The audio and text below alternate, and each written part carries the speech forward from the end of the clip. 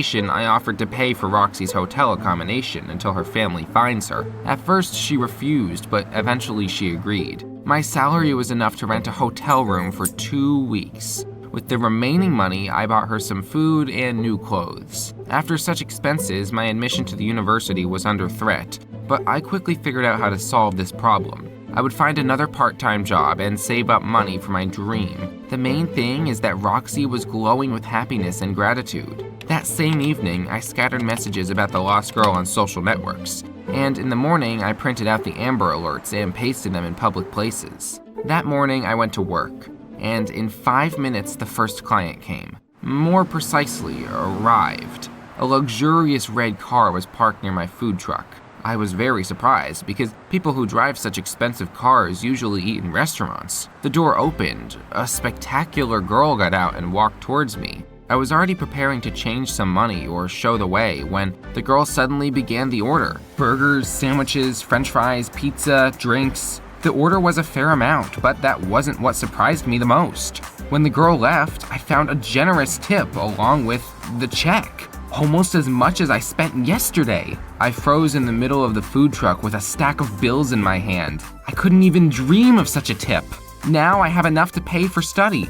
After work, I hurried to share my joy with Roxy. But that day, she had a fever and did not even have the strength to get out of bed. At that moment, I realized that my money would not last long. But I was not upset this time either. After all, health is much more important. I called a doctor for Roxy, ran for pills, and after 3 days she was much better. All this time I visited Roxy and brought her some treats. We ate them together while watching movies, and then we chatted for hours about everything. I liked to comfort my new best friend so much that I stopped counting the money I owed, but I still had to slow down with spendings when I decided to buy Roxy flowers. I put my hand in my pocket and felt only a few cents left. If only that rich woman would leave a huge tip again. Who would have thought that my wish would be fulfilled the very next morning? That day, as usual, I was waiting for visitors when suddenly the same red car drove up to the food truck.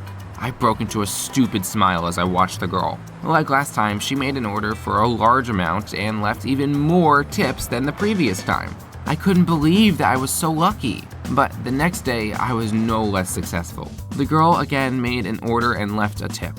She started coming every day, and by the end of the week, I felt like a real rich man. After all, I've never had so much money before. I went to the shopping center and bought everything I liked. I was about to go home when suddenly I saw a new model of a video game console. Hopefully, I started counting the money, but it turned out that I had spent too much. There was not enough for the console, and I decided to buy it later, after a new visit from that wasteful client.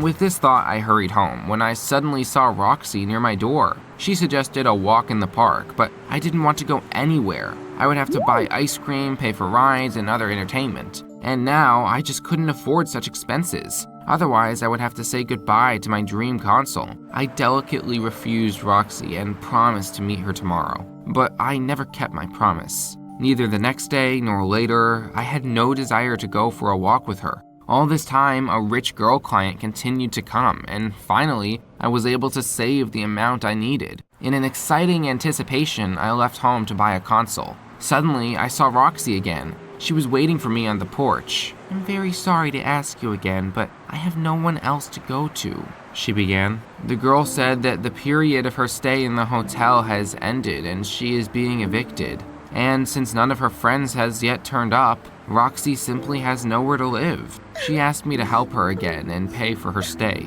"I promise I will return everything to you as soon as my family finds me," she said. But this time, I was not moved by Roxy's tears. I've already done too much for her, and then I wanted to buy something for myself. So I told Roxy that I would no longer be able to help her, and she would have to solve the problems herself. Roxy thanked me for everything and left. I felt somehow uneasy, but I decided to not spoil my mood with sad thoughts and continued on my way. In the store, I bought the console that I dreamed of, and I also liked a brand new phone. Another couple of such weeks, and I will be able to afford it, I thought. But the next day, the mysterious stranger did not come. She did not appear a week later. The salary was in a few weeks, and the pocket money from my parents was barely enough for lunch, and I was very scared. After all, I had spent all the money on the console, and now I had nothing to pay for admission. I was back where I started. I had no money. I began to understand Roxy better. At least I have a house and a family. She was on the street, completely alone without a cent.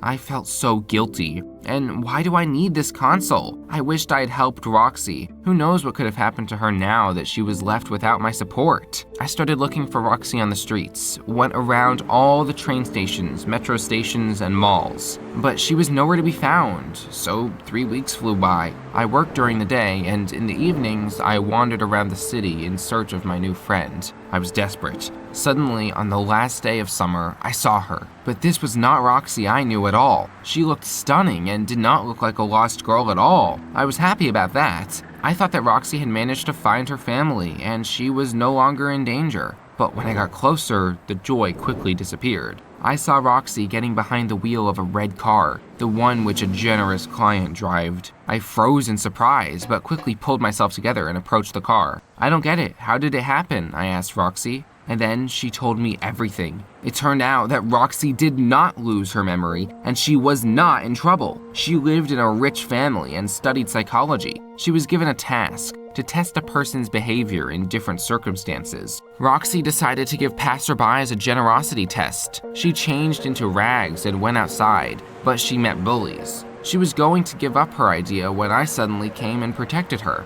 Roxy saw me as the perfect candidate for her experiment. She noticed how kind I was to her and decided to check what sum of money would change me. Then Roxy put on a wig and dark glasses and changed her voice so that I would not recognize her as the wasteful beauty. She was sure no amount of wealth would win over my kindness. But easy money clouded my mind and I preferred it to the safety of the girl. At that moment, I was overcome by mixed feelings. On one hand, I was ashamed, and on the other, I got angry.